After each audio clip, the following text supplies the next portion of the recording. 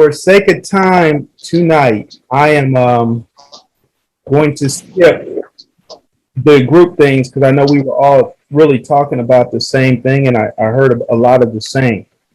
What I want to address, because I saw about 50-50 on each group. God's blueprint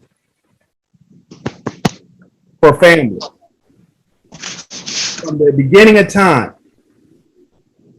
God ordained us. He knew a man needed a woman, and that we needed fellowship and family.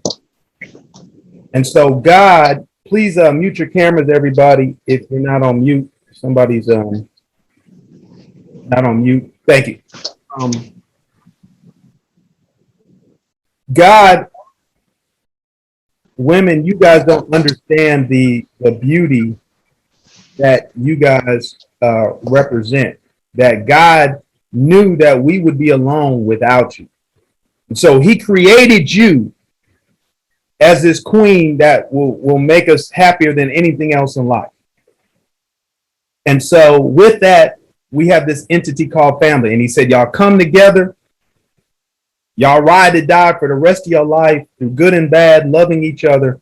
And then out of that, y'all procreate family.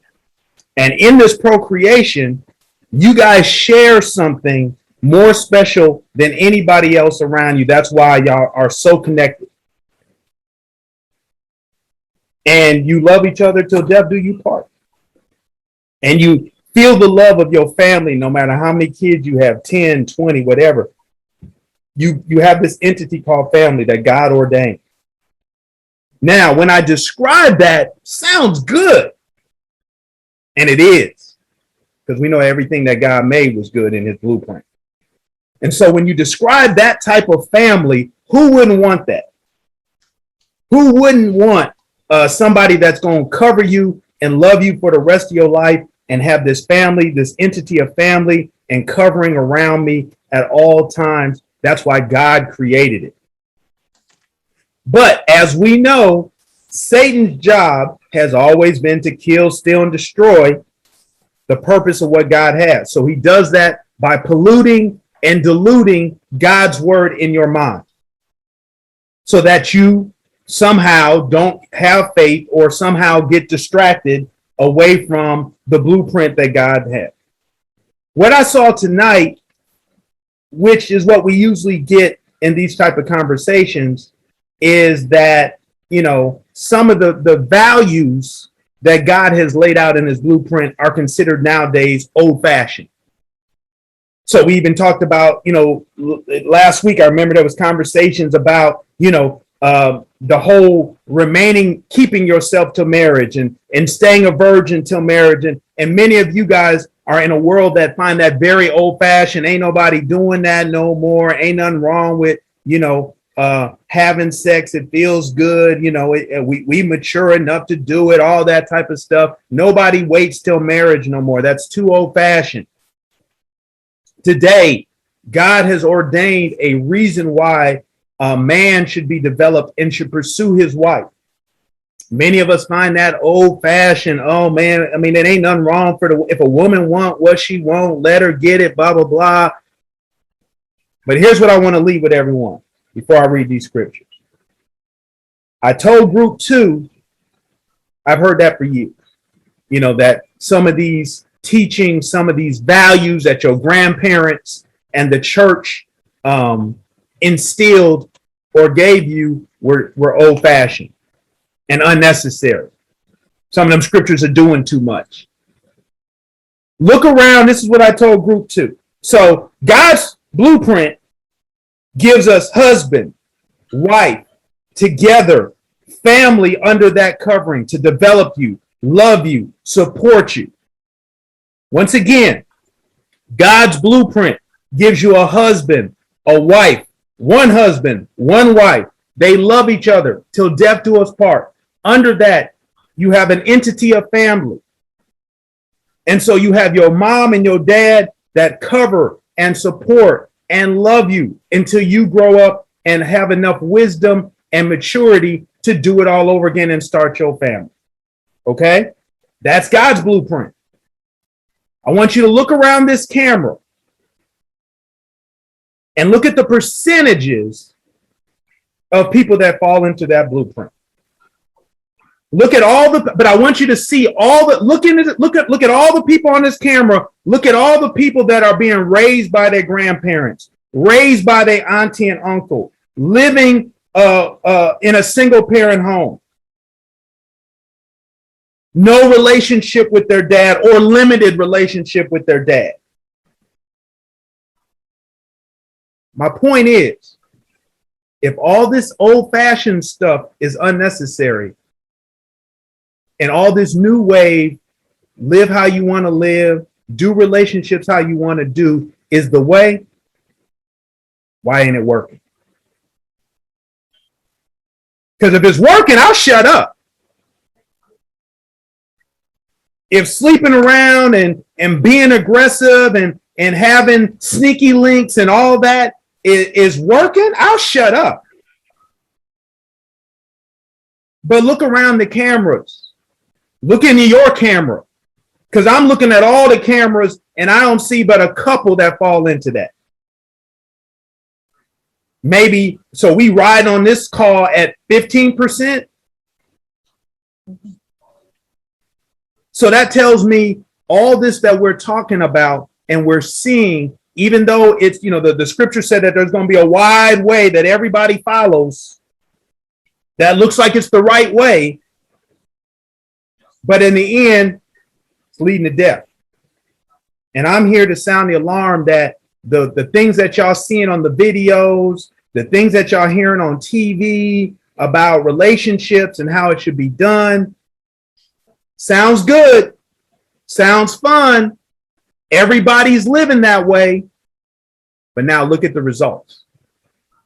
Because if that way works, where are all the kids on this call with the husband, one mom, one dad, your biological mom, your biological dad, they're covering you, loving you under the same roof. That's not really existing. And we know that life, God's blueprint came that we might have life and we might have it more abundant. And I think that we can all look around these cameras and say that abundant life of family, we ain't seeing too much. And I'm here to state that the reason why we haven't seen it too much is we haven't followed God's blueprint. And then that was your mom and your dad. Miss Andrea, you know, I appreciate Miss Andrea for always keeping it real. Miss Andrea was like, the reason why my sons don't have the fathers they were supposed to have is because I was that girl at 15, 16, said, oh, I ain't listening to all that. And so now she's telling y'all, Anderson ain't up here.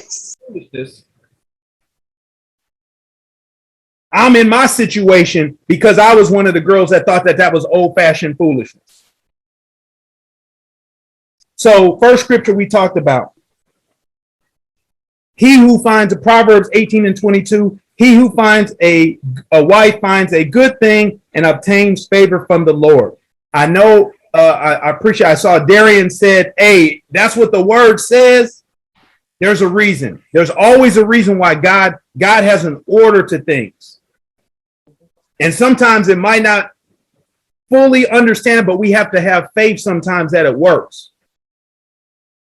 And what I was telling the people in group 2 is we, as y'all saw in, and I'm sorry, I misprinted, it should have been 1 Corinthians 11:3 says, but I want you to understand that the head of every man is Christ, and he's the head of the wife is her husband, and the head of Christ is God. So we are developed as men to not only be godly men, but headship for our homes, protectors, providers, priests. And so there is a certain way that a man has to be developed so he can be a man. And you guys will hear me say this a lot. Let a man be a man. And that's not saying let him be in charge and control. Let him walk in headship, because y'all gonna need that. And so when we talk about some of the values, and girls, on all three groups, was, I don't see anything wrong with pursuing the man. You're taking away his development to be a man. He's supposed to find you. Women, all you have to do is be the ruby that it talked about in Proverbs 31:10. Said a wife of noble character who can find, she is worth more than rubies, and that's why he wants you. A real man, ladies, wants a ruby. He don't want a rock. You can find a rock anywhere. I can go walk right outside and pick up a rock. A real man wants a ruby. All y'all got to do is be rubies. But y'all got the world telling y'all it's cool to be a rock. So you'll get attention. You'll always have a dude, hey, baby, what's your name? You'll always get that. But do you want a hoe or do you want headship? Do you want somebody to control you or cover you? And in order for that, you have to allow men to be developed and to understand the standard of what a man is. And women, y'all have the more control than y'all think y'all have. Mm-hmm. All y'all have to do is believe it and live it and say, hold on, this is my standard. But what we've done, once again, we've allowed the devil to dilute and pollute. So now I was telling Destiny and them, now when y'all have standard, the world tells y'all that's being stuck up. If I want to be a virgin and I don't want to give my body up to me, oh, there's something wrong with you. Mm-hmm. See, that's what the devil does. Pollute. Make you think there's something wrong with who you are. Mm. And so we fall back, here we are again, where we follow the ways of the world. But I go back to what I said at the beginning. Look at the statistics. Does it work? A lot of people having a lot of fun, a lot of great stories to tell, a lot of wild Saturday nights. But look at most of y'all situations, because that's the result of that. Some of y'all are a result of a great Saturday night. It was a great Saturday night, but here you are 13 and your daddy ain't showed up yet. Mm. And so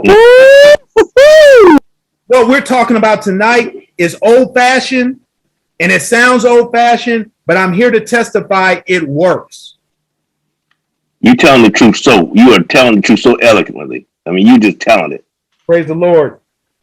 And the reason we're doing these type is because you guys have to believe that no matter what situation you guys came from or living in, if you follow this blueprint, you can have that abundant life and abundant family. All you got to do is believe in the blueprint and stop believing what the world is saying.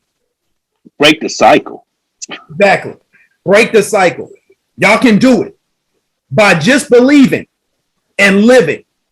And so I heard Darian say, no, a dude's supposed to come at me. I was telling y'all when I was growing up, girls were more effective. Mr. Bond, I know it was the same with you. You can be the handsomest, clean-cut dude in the room. But if you weren't man enough to go speak to a young lady, you'll just be the handsome, clean-cut room by yourself.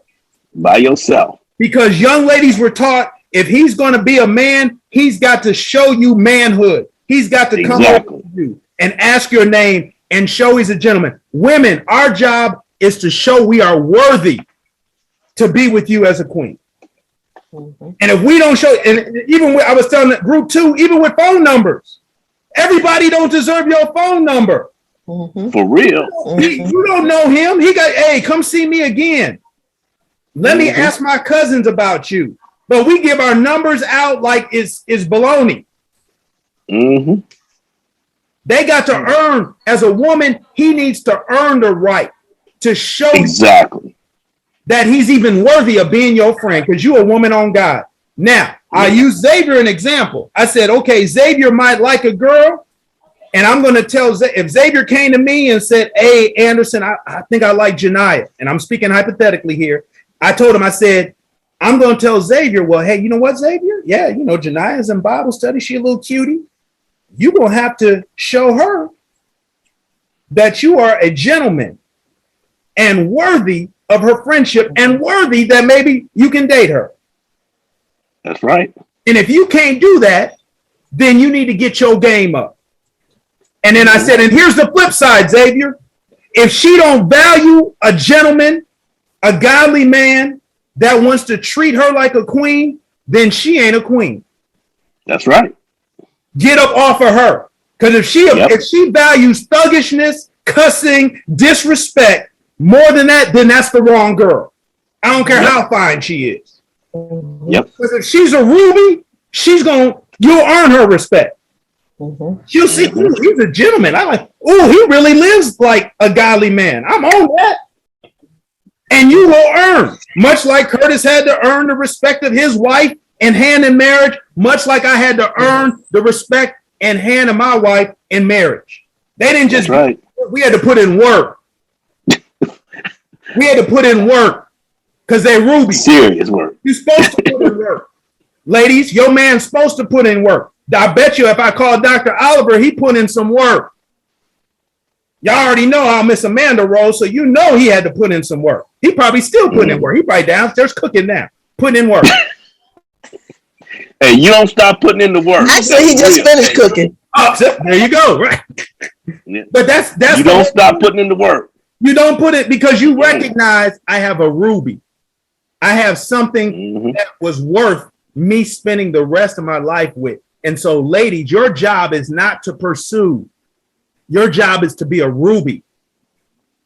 And it's our job to make the men be men. And so I don't care. Yeah. And, you know, we talked about the difference. There's nothing wrong in showing some interest. You know, dude is talking to you. We don't want y'all being standoffish or rude or nothing. Like Darian said, I'll show you that I've got some interest. We're talking about y'all pursue. Ooh, I want that man.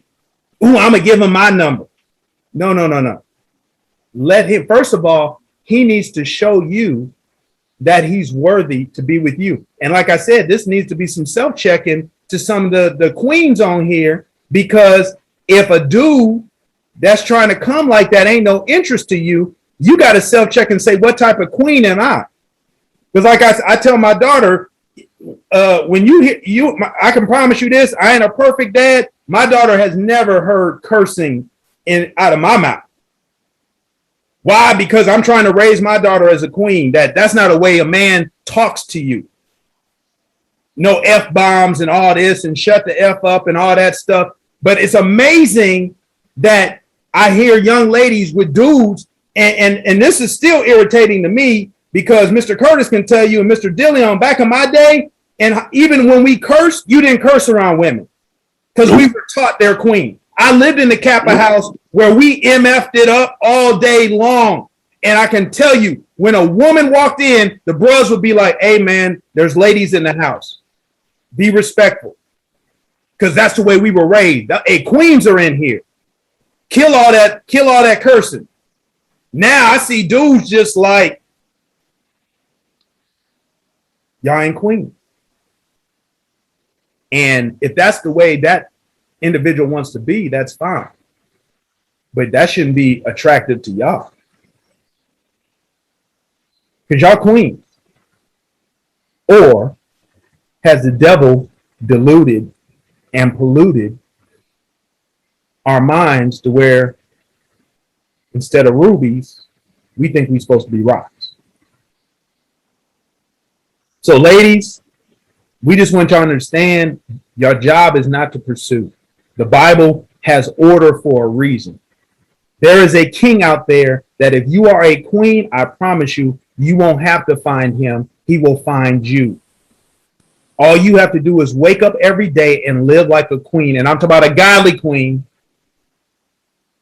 And we're going to talk about that next week. What are the virtues of how a young lady God should carry herself, so that when Jaden grows up and he's a NASA pilot and he looking for his wife, that he said, ooh, I remember that queen on Bible study. Man, she's just so godly and so beautiful inside and out. Jaden gonna come at you. Jaden gonna come at you. All you got to do is be the queen. And I can promise you this, because I am a man. Jaden watching right now. Don't let that quietness fool you. He looking at how y'all carrying yourselves. He watching. Mm-hmm. And he's sitting there taking notes. He probably writing notes right now as we speak. Nah, she too ghetto. She done slept with 8 dudes. She 8 bodies deep. Nah, that ain't a ruby. Because that's how godly men think. We don't want rocks. We want rubies. We want to work for a ruby. All you have to do, queens, is be rubies. And your king is coming. Chaperones, anything y'all wanted to add? I just want to say, Anderson, you and I. Go ahead, Mr. Anderson. Oh, I just wanted to say this was such a great topic, something that really needed to be discussed. Because we did have some young ladies that felt that this was old fashioned until we got to the end of the session. And Curtis, you know, he gave them an example from a man's perspective.